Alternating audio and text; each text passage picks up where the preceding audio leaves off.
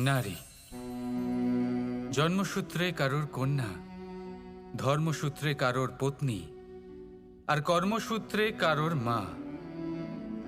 আমাদের মনে এই ছবি আঁকা রয়েছে একজন নারীকে নিয়ে, তাই না? একটা অতুলনীয় ভূমিকা রয়েছে নারীদের আমাদের জীবনে, আর নারী ছাড়া আমরা কিছুই নই। কিন্তু অধিকার, সেখানে আমরা একটা ভুল করে বসি। যখন নারী একজন কন্যা থাকে, যখন সে জন্ম নেয়, তখন তার ওপর অধিকার থাকে তার পিতার। আর তারপর যখন বিয়ে হয়ে যায়, তখন তার অস্তিত্বের ওপর অধিকার থাকে তার স্বামীর। আর যখন তিনি মা হন, তখন নিজেই তিনি জীবনের সমস্ত অধিকার দিয়ে দেন তার সন্তানকে। কিন্তু আমরা কি কখনো এটা ভেবেছি এই জীবন হলো তার নিজের? যে নারী সবার কল্যাণ করছেন, তার জীবনের অধিকারও তার কাছেই থাকা উচিত, তাই না?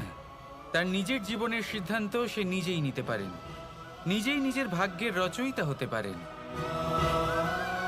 আর এর জন্য আমাদের নিজেদের পাল্টাতে হবে, দৃষ্টিভঙ্গি পাল্টাতে হবে।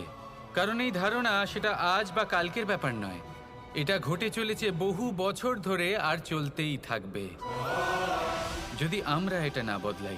আর এটা তখনই সম্ভব হবে যখন আমরা নিজেদের মধ্যে পরিবর্তন আনব।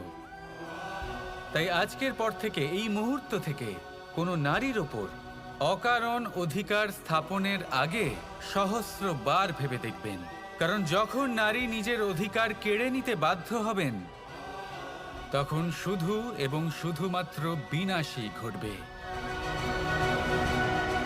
রাধা রাধা।